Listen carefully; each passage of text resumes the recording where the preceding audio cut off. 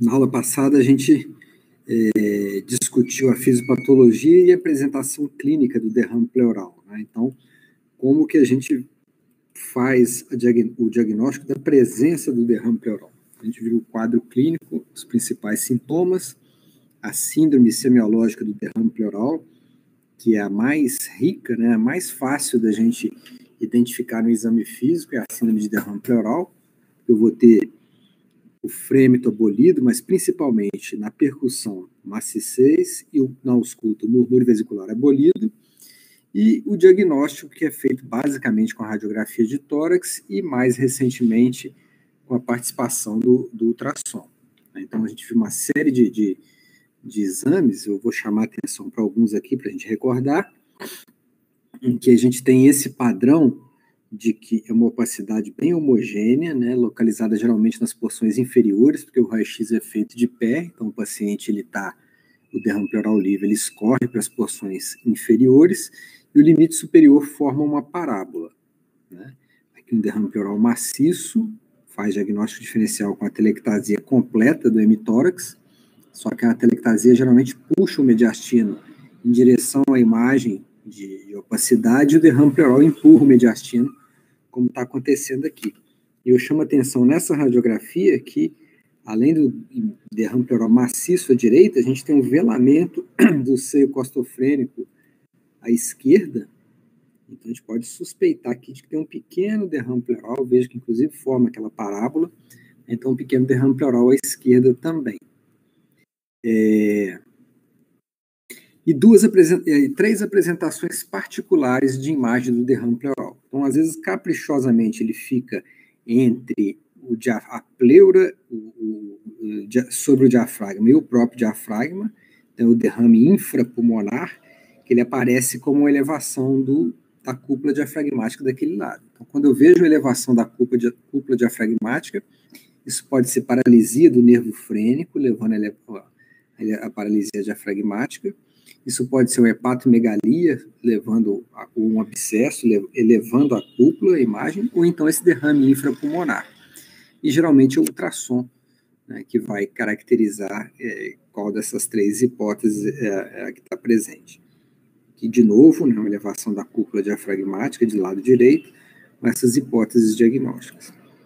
A outra coisa que eu queria chamar a atenção é quando no lugar de uma parábola, a gente tem o limite superior do derrame pleural formando essa linha horizontal. Então, sempre que isso acontecer, vocês podem procurar, porque vai ter um pneumotórax em cima. Então, está aqui um pneumotórax, então passa a ser um hidropneumotórax, muito frequente no trauma, né? Então, seja um trauma aberto ou um trauma fechado, a entrada de ar no espaço pleural formando o pneumotórax, e o próprio trauma gerando um hemotórax, um sangramento para dentro do espaço pleural. Então, geralmente, é um hemopneumotórax. Tá? Então, toda vez, gente, tiver uma imagem homogênea e o limite superior dessa imagem é uma linha horizontal, pode procurar que tem ar em cima. Isso acontece nas cavidades ou então nos hidropneumotórax. Tá? E, por fim, toda vez que eu tiver uma imagem tumoral projetando-se no terço médio da radiografia em PA, se no perfil ela tiver essa forma elíptica, né, então isso é um edema intercisural, caprichosamente o derrame pleural ficou contido na cisura. Esse é típico na insuficiência cardíaca, e aí é interessante porque quando você compensa a insuficiência cardíaca com um diurético e vasodilatador, essa imagem, que teoricamente é uma imagem tumoral, some. Por isso que ela recebe o nome de tumor fantasma. Tá bom? Então eu chamei a atenção revisando o que a gente teve na aula passada. Depois eu falo disso aqui. Bom, uma vez que eu fiz o diagnóstico de derrame pleural, agora lembrando que o derrame pleural é uma síndrome, né? Não é uma doença. Então, diferentes doenças podem causar derrame pleural. Então, toda vez que eu faço o diagnóstico de derrame pleural, eu simplesmente dei o meu primeiro passo. Eu diagnostiquei que tem um derrame pleural, agora eu preciso saber a causa desse derrame pleural, investigar. E aí o primeiro passo na investigação do derrame pleural é saber se ele é um transsudato ou se ele é um exsudato. Né? Então, e a gente aplica esses critérios que estão descritos aqui, eles foram descritos inicialmente por esse autor, Light. Então, esses critérios são chamados critérios de Light. Então, o que eu faço? Eu faço uma toracocentese e, no mesmo dia, né, eu colho o sangue desse paciente. E aí eu vou fazer comparações da proteína do líquido pleural dividido pela proteína sérica, da desidrogenase lática do líquido pleural pela desidrogenase lática sérica e comparo a desidrogenase lática do líquido pleural com o valor que é o normal do sangue, né? E aí, o que acontece? Se eu tenho uma relação proteína líquido pleural dividido pela sérica menor ou igual a 0,5, DHL líquido pleural dividido pelo sérico menor ou igual a 0,6 e a desidrogenase do líquido pleural menor que 2/3 do que é o valor normal do soro, eu olho lá no laboratório qual que é o valor normal do soro, então tem que ter se houver esses 3 critérios, então aqui é tudo E, tem que ter os 3. Né? Esse derrame pleural é um transsudato. E o que significa o derrame pleural ser um transsudato?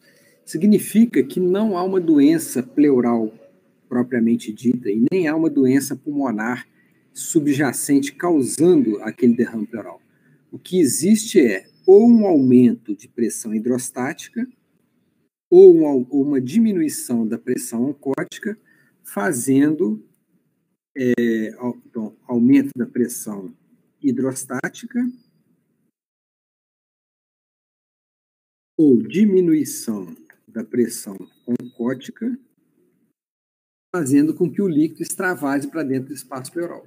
A principal causa de aumento da pressão hidrostática é a insuficiência cardíaca, né? Uma falência do ventrículo esquerdo, ele não consegue bombear o sangue, ele vai se acumulando, né, no átrio esquerdo e na circulação pulmonar, aumentando a pressão hidrostática. Isso pode extravasar para o alvéolo, formando um edema pulmonar, ou na pleura, formando derrame pleural. E a diminuição da pressão oncótica. A pressão oncótica é dada principalmente pelas proteínas, e a principal proteína que gera pressão oncótica é a albumina. Tá? É a proteína que segura o líquido no interior do vaso. Então, numa situação de hipoproteinemia, o líquido extravasa. Tá? Então, qual que é a importância disso, gente? Se eu estiver diante de um transsudato, o diagnóstico desse derrame pleural não vai ser dado por pesquisa, por avaliação das características bioquímicas e celulares desse líquido, e nem por biópsia da pleura, porque não há uma doença ali. Tá? Eu vou atrás de causas de aumento de pressão hidrostática, como eu falei, da insuficiência cardíaca, da embolia pulmonar, ou diminuição da pressão oncótica, a cirrose hepática, que está aí para proteinemia, desnutrição, síndrome nefrótica, doenças intestinais desabsortivas. Então, eu vou atrás dessas condições clínicas, conforme a clínica do meu doente. E na maioria das vezes, o paciente que tem um transsudato, geralmente ele tem edemas em outros lugares também, né? Não é só o derrame pleural, que geralmente é uma condição sistêmica que extravasa líquido em mais de um sítio, que na pleura gera derrame pleural. Agora, se um desses 3 critérios não for preenchido, quer dizer, se a relação da proteína for maior que 0,5, se a relação do DHL for maior que 0,6, ou se o valor isolado do DHL no líquido for maior que 2/3 do valor esperado no plasma, então qualquer um dos 3, ou mais de um, eu tenho um exsudato.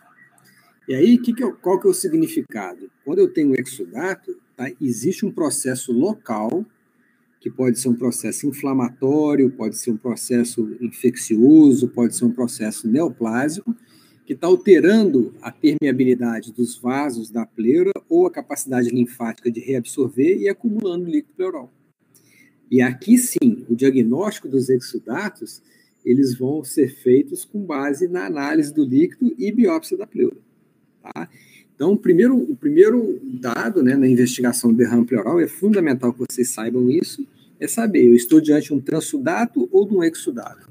Se eu tiver com um transsudato, vou buscar diagnóstico em causas outras.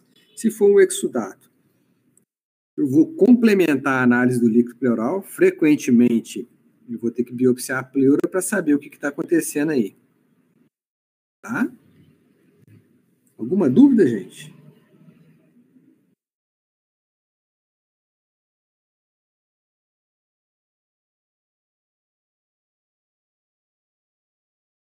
Tranquilo, então tá.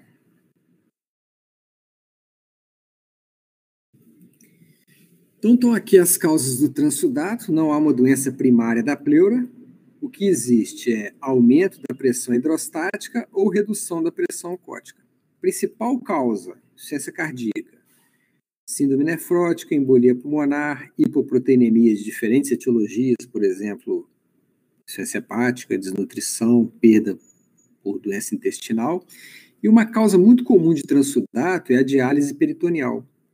Então, várias pessoas apresentam, já de nascença mesmo, comunicações entre a cavidade peritoneal e a cavidade pleural à direita. São poros através do diafragma. E a gente tem isso aí ao longo da vida inteira e nem sabe que tem. Mas se em algum momento eu desenvolvo ascite ou se eu vou fazer uma diálise peritoneal, né, então aquele líquido que é infundido ou que se acumula dentro da cavidade peritoneal, ela sobe também para a cavidade pleural à direita. É um transsudato. Tá? Já vou te responder, tá, Patrícia? Então, essas são as principais causas de transsudato. E o exsudato? Então, no exsudato, aqui sim existe uma alteração na pleura, que geralmente ou é neoplásica, ou é infecciosa, ou, às vezes, é uma inflamação outra que não infecção. Tá? E aí são as características do líquido pleural, são as características da biópsia da pleura, que vão me dar um diagnóstico. Tá? Como é que eu faço, então?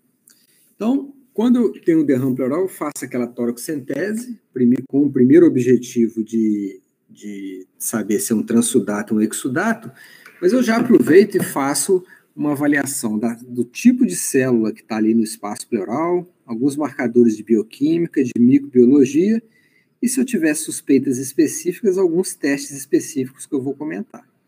Tá? Na verdade, se for um transsudato, boa parte desses exames aqui eu não vou precisar pedir. A questão toda, né, é que eu faço uma toracocentese, que é um procedimento invasivo, eu vou espetar uma agulha ali dentro do espaço pleural. Então, geralmente, eu já faço essa avaliação completa, né? Porque senão, por exemplo, eu teria que punciono, vejo como é que exsudato, para daí puncionar de novo. Eu ia expor o meu paciente a um procedimento doloroso, de certa forma, invasivo. Então, na verdade, quando a gente faz a toracocentese para saber se é transsudato ou exsudato, às vezes a gente já faz a solicitação de todos esses exames. Na prática é assim que a gente faz. Bom, e aí, o que vai fazer eu pensar nas diferentes causas de exsudato? Se é uma neoplasia, se é infecção ou se é uma inflamação não infecciosa. Então, vamos ver cada um desses tipos de derrame pleural. Então, o primeiro, o derrame pleural neoplásico. Então, uma coisa que chama atenção no derrame pleural neoplásico é que são derrames volumosos.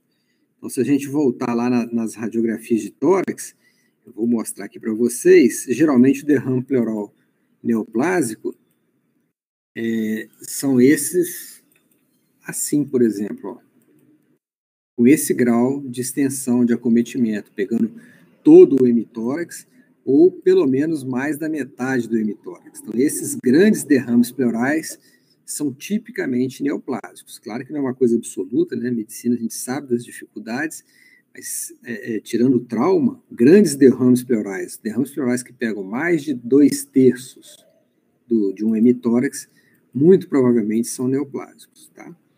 A outra característica do derrame pleural neoplásico é que ele se refaz, além dele ser volumoso, ele se refaz rapidamente. Então, se eu punciono um derrame pleural neoplásico, né, dreno ali 1, 2, 3 litros, né, aquilo depois de 2, 3 semanas, muitas vezes ele já se refaz rapidamente. E o aspecto hemorrágico, né, na hora que eu punciono, ele tem aquele aspecto vermelho, é um líquido hemorrágico. Tá? Então, clinicamente, essas são as principais características que me fazem pensar que aquele derrame pleural é uma neoplasia. O fato de ser muito volumoso e o fato de ter um aspecto hemorrágico. A Ana está pedindo para eu explicar de novo o derrame pleural na diálise peritoneal. Então, a diálise peritoneal é um procedimento em que eu coloco um catéter dentro da cavidade abdominal e infundo ali um líquido que tem uma característica osmótica de puxar líquido e escórias para dentro do peritônio que depois vai drenar, tá?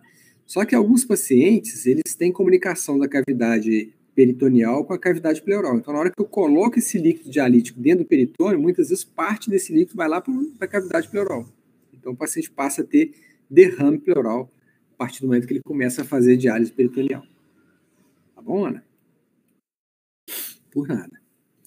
Bom, então essas são as características clínicas do derrame pleural neoplásico e aí laboratorial. Então, geralmente vai ter um número de células aumentado, principalmente de linfócitos e monócitos. Então, é uma hipercelularidade linfomononuclear.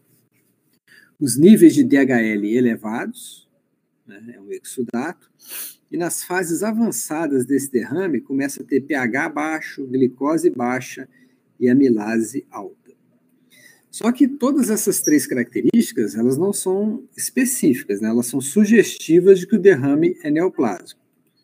Para eu ter certeza que um derrame pleural é neoplásico, eu preciso achar célula neoplásica, que eu posso fazer na citologia. Então, eu mando esse líquido para fazer a pesquisa de células neoplásicas, que eu chamo de citologia oncótica, e eu biopsio a pleura, para tentar ver se tem célula neoplásica, né, no tecido pleural.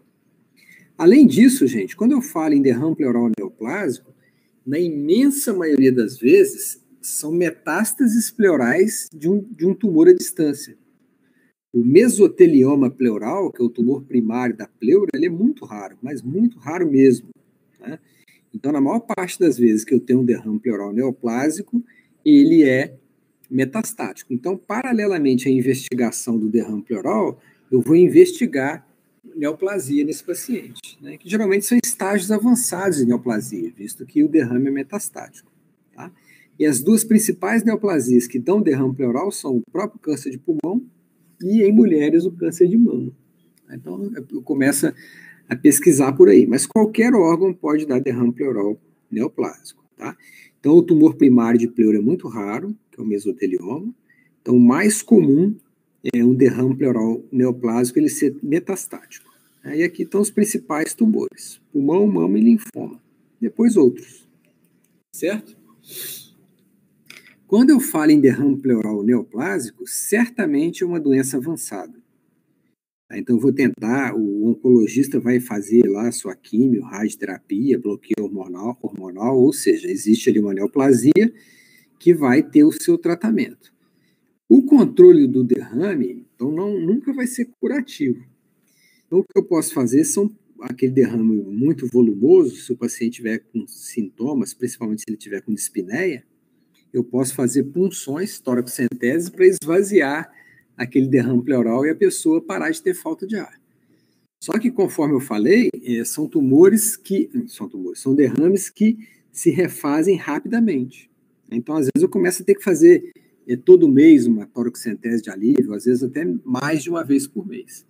Nessas situações, existe um procedimento cirúrgico que pode ser feito, que é chamado de pleurodese. Então, o que é a pleurodese? Pleurodese, eu coloco um dreno na cavidade pleural. Então, não é que eu puncione, não. Eu coloco um dreno torácico lá. E aí, todo aquele derrame pleural vai ser drenado. Né? E aí, no que o derrame pleural é drenado, o pulmão ele se expande e ocupa ali aquele espaço, que ocorre quando não tem derrame. E aí, pelo próprio dreno, eu injeto uma substância irritante que vai colar a pleura visceral na pleura parietal, impedindo a reformação, né, do derrame pleural. Tá? É um procedimento paliativo para reduzir a produção de derrame pleural e eu não ter que ficar fazendo punções de alívio em função de dispneia desses pacientes. Alguma dúvida no derrame pleural neoplásico, gente?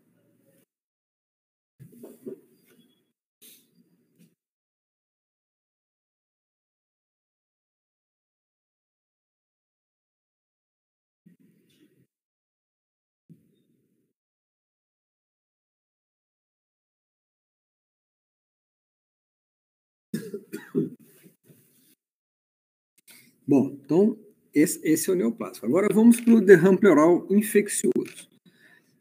Os dois tipos de infecção que costumam dar derrame pleural são as infecções bacteriana e a tuberculose.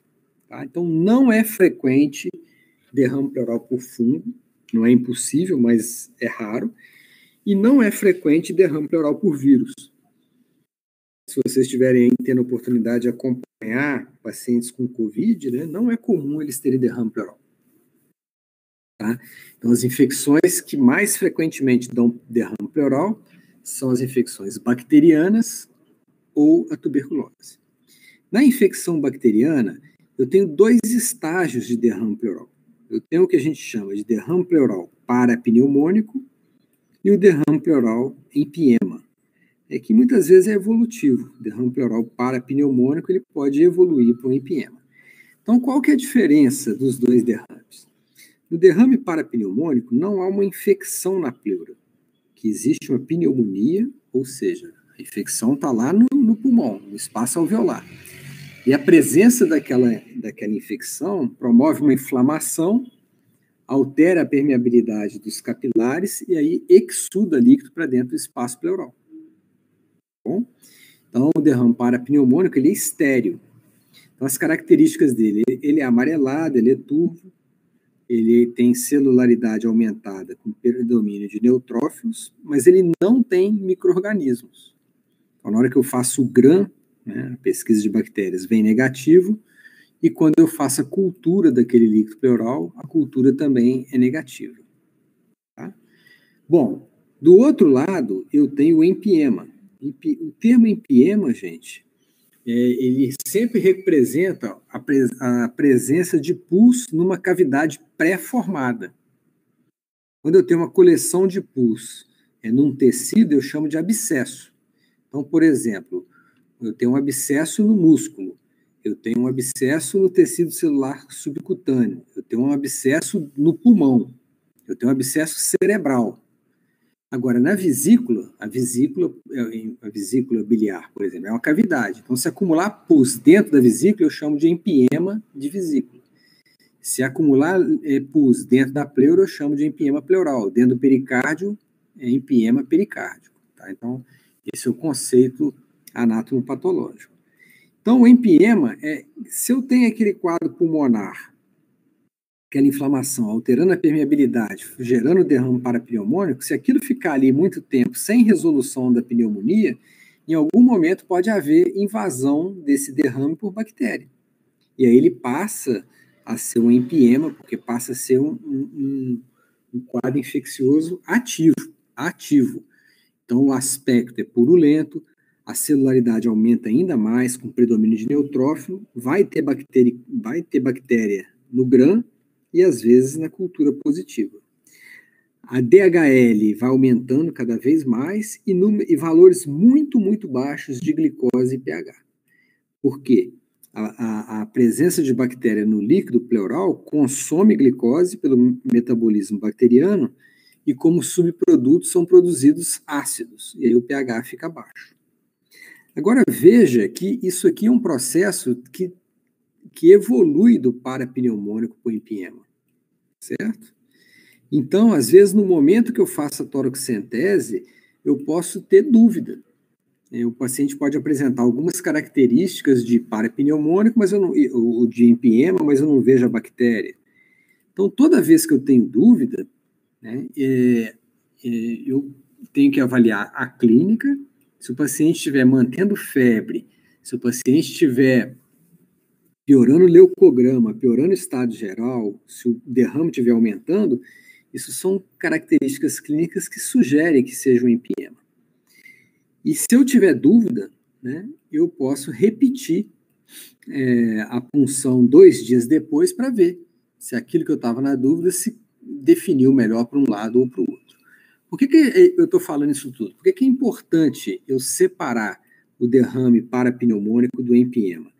Extremamente importante, porque no parapneumônico eu não preciso drenar o derrame pleural, tá? Porque ele é estéril. Se eu tratar com antibiótico a pneumonia, na hora que a pneumonia curar, esse derrame vai ser reabsorvido. Tá? Agora, quando eu tenho empiema, o antibiótico ele vai ser usado para tratar a pneumonia, mas ele não trata o empiema em si. Então eu tenho que drenar, eu tenho que tirar aquele pus dali. O antibiótico ele não chega no empiema, da mesma forma que o abscesso. Quando eu tenho um abscesso, por exemplo, no subcutâneo, na pele, eu vou dar antibiótico, mas eu tenho que drenar esse abscesso, espremer aquele pus, sair dali para que o paciente cure. Tá? E é importante que eu faça isso o mais rapidamente possível, porque se eu não dreno rapidamente o empiema, a pleura começa a ficar espessada, né? E pode formar múltiplas lojas pleurais, né, independentes uma da outra. E aí, na hora que se mais para frente eu resolver drenar um empiema em que formou várias septações, múltiplas lojas, eu posso não conseguir drenar todas as lojas. Então, acaba que o paciente tem que ir para uma cirurgia para eu decorticar. O que é decorticar? Eu desfazer essas aderências pleurais, desespessar a pleura para que o pulmão possa expandir. Então, nessa hora, geralmente, inclusive, é indicação da gente fazer a tomografia para ver essas lojas pleurais. Então, olha só, tinha passado rapidamente, vou voltar lá naquela tomografia. Está aqui. Então, esse é um empiema. Então, veja que aqui tem uma coleção grande, que é tudo bem, eu venho e coloco um dreno aqui. Mas olha esse lado. Tem derrame aqui, tem um derrame septado nessa região. Então, eu vou colocar um dreno aqui, outro dreno aqui. Então, toda vez que eu tenho um empiema e eu demoro a fazer a drenagem, corre o risco de formar múltiplas lojas, e aí eu tenho que fazer um procedimento cirúrgico, né, com uma morbidade grande, o paciente tem que ir para o centro cirúrgico, anestesia geral, para poder desfazer essas lojas e eu poder colocar um dreno único na cavidade pleural. Tá? Então, é muito importante eu saber se o derrame é parapneumônico, ou seja, ele é estéril, né, ou se ele é um empiema. Se naquele momento que eu fiz a toracocentese eu não consegui definir isso, eu repito aí com 48 horas para saber se o paciente está evoluindo com características mais para empiema. E se a dúvida mantiver, mas o paciente continuar tendo febre, leucocitose, piorando o estado geral, assuma o risco de ser empiema e faça a drenagem. Tá? Dúvida, gente? Alguma coisa em relação a essa parte?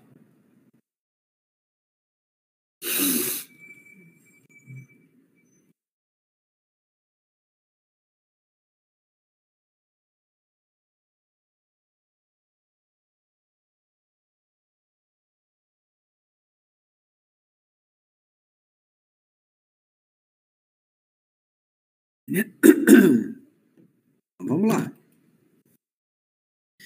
A outra infecção, conforme eu falei, é a tuberculose. Então, na tuberculose pleural, é interessante, viu? Se vocês tiveram aula de tuberculose pulmonar comigo, né? Lá no início do curso, e na época eu falei para vocês que a tuberculose geralmente é um quadro, a tuberculose pulmonar é um quadro mais subagudo para crônico. Então, o paciente já chega para a gente já com alguns dias de sintomas, muitas vezes já 2, 3 semanas. Na pleura, na tuberculose pleural, ele tende a ser mais agudo. Tá? Então, tuberculose pleural, ela sugere um quadro, às vezes confunde até mesmo com pneumonia, por ser mais agudo do que a tuberculose pulmonar. Certo? Então, na tuberculose, o líquido é amarelo citrino, parece urina, né, ou então mais hemático. Na hora que eu faço a toracocentese, é um exudato, e aí um exudato com o número de células está aumentado, só que diferentemente lá do bacteriano, o predomínio é de linfócitos e monócitos. A glicose não é tão baixa quanto no empiema, tem poucas células mesoteliais, e aí toda vez que eu tenho um derrame pleural com a suspeita de ser infeccioso, eu doso no líquido pleural essa enzima aqui, chamada ADA, adenosina deaminase. Quando ela está elevada, ela sugere um derrame pleural por tuberculose. O diagnóstico de tuberculose, o ideal é que a gente ache o bacilo. Então, a gente faz, tanto na toracocentese quanto na biópsia da pleura, pesquisa de BAR e cultura. Tá? Só que na tuberculose pleural, o número de bacilo é muito pequeno. Então, é muito comum ser tuberculose e eu não achar o bacilo. Tá? E aí a gente faz o diagnóstico com base, primeiro, nessa ADA aumentada, que eu falei aqui, ou num achado histopatológico, né, que vocês aprenderam lá na patologia, que o típico da tuberculose é ter granuloma, né, e esse granuloma ter uma necrose caseosa. Tá? Então, no Brasil, principalmente, né, nós somos um país com alta prevalência de tuberculose, a presença de necrose caseosa, granuloma com necrose caseosa, me permite inferir que eu estou diante de uma tuberculose e tratar esse paciente. Tá? É uma doença bem benigna, a tuberculose pleural. O tratamento é igualzinho à tuberculose pulmonar. Então, a gente faz 2 meses dos 4 antibióticos, isoniazida, rifampicina, pirazinamida e etambutol. Então, durante 2 meses, o paciente toma essa fase, que a gente chama de fase de ataque, e depois ele completa mais 4 meses, né? Então um total de 6 meses, 4 meses de manutenção, são só os 2 primeiros, isoniazida e rifampicina. Então é exatamente igual, a mesma dose, o tratamento da tuberculose pleural é exatamente igual o da tuberculose pulmonar.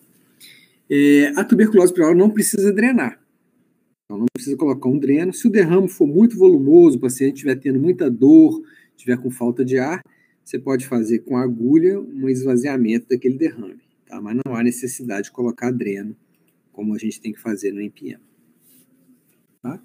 Então, esse é o tratamento da tuberculose.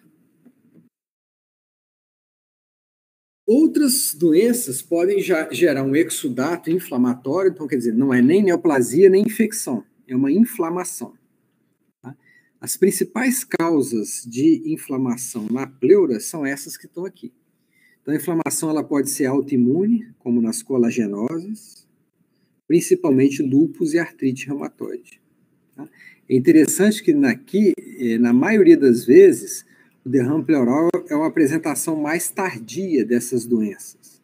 Então, frequentemente, o paciente já tem o diagnóstico de lúpus ou já tem o diagnóstico de artrite reumatoide e, ao longo da evolução da doença, eles evoluem com derrame pleural, né? E aí eu tenho que otimizar a medicação para controlar o derrame pleural. Uma outra condição frequente de derrame pleural é a pancreatite. Tá? Então, um paciente com pancreatite aguda. Essas pancreatites geralmente são de etiologia biliar. O paciente tem um quadro de abdômen agudo, né? E o pâncreas, principalmente na sua cauda, ele tem uma relação anatômica muito grande com o espaço pleural à esquerda. À direita não, porque eu tenho um fígado, né, entre o pâncreas e o espaço pleural. Então, o derrame pleural da pancreatite geralmente é na esquerda. Tá bom? E aí a amilase vai estar ali, amilase e lipase extremamente alta, estourada, mostrando ali a pancreatite. Embolia pulmonar também pode dar derrame pleural. E mediastinite. A mediastinite é uma infecção, uma inflamação do mediastino. Aí aquilo gera um edema muito grande no mediastino. E como anteriormente no mediastino a gente tem um externo e posteriormente a gente tem a coluna vertebral, a forma mais fácil desse mediastino romper é para a pleura. Então ele rompe para dentro do espaço pleural. Tá? Mediastinite geralmente ocorre ou por perfuração do esôfago, complicação de endoscopia ou algum alimento, né, que lesa o esôfago, por exemplo, um espinho de peixe, um frango, osso de frango, ou então perfuração na endoscopia. E a outra causa, às vezes, que ocorre de mediastinite é infecção pós-operatória de cirurgia cardíaca. E alguns remédios podem dar derrame pleural, principalmente nitrofurantoína, que é um antibiótico, uma quinolona, amiodarona e metotrexate. Então, aqui também no derrame pleural, gente, a gente sempre tira uma história, principalmente se você não tiver uma causa óbvia, né, apontando ali por que o paciente tem derrame pleural, a gente deve fazer uma história medicamentosa, e aí se o paciente estiver usando um desses medicamentos, né, ou algum outro, a gente sempre olha os efeitos colaterais possíveis, e se entre eles tiver o derrame pleural, a gente suspende a medicação. Não é muito comum, não, tá? Por fim, outras causas de derrame pleural, elas são mais óbvias, né? O trauma, então vai cair sangue ali dentro do espaço pleural. Então, esse trauma ele pode ser um trauma propriamente dito, né? Uma perfuração sangrando, ou às vezes um trauma fechado, né? Então, imagina, o paciente bate de carro, ele bate o tórax no volante, às vezes fratura um arco costal, e aí mesmo não tendo rompido nada na parede torácica, aquela fratura do arco costal pode lesar a pleura e gerar tanto pneumotórax quanto hemotórax. Ou pode ser iatrogênico, vai fazer uma punção, ou vai fazer uma biópsia, e aí sangra para dentro do espaço pleural.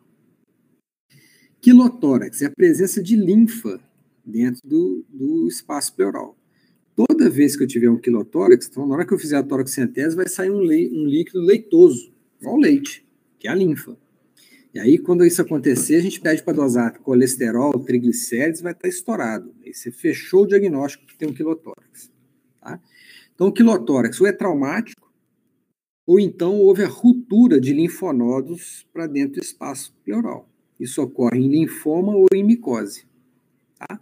Então, se puncionou e vem um leitoso, se não tem trauma, ou é linfoma ou é paracoco no nosso meio. A imensa maioria das vezes. E o soro é o iatrogênico, né? Você vai pegar um acesso venoso e aí, sem querer, você punciona o espaço pleural, infunde inadvertidamente o soro ali, o paciente vai ter um derrame pleural por aquele soro infundido. Tudo bem, gente? Bom, então, essa é a parte de derrame pleural, né? A partir da semana que vem, a gente vai estudar as doenças obstrutivas, DPOC e asma, né? E com isso a gente fecha o nosso curso teórico. Vou combinar com o representante de vocês para a gente dividir alguns temas, para a gente fazer um seminário, né? Que além da prova, a parte da nota que vocês vão ter é desse seminário. Tá legal? Alguma dúvida aí do derrame pleural? Clínica de mediastinite, Maria Clara, dor retroesternal e febre. Formas muito graves, né, o paciente fica séptico, então vai estar taquipneico, taquicárdico, mas especificamente a inflamação mediastinal dá dor e febre. Então tá bom, gente. Até mais.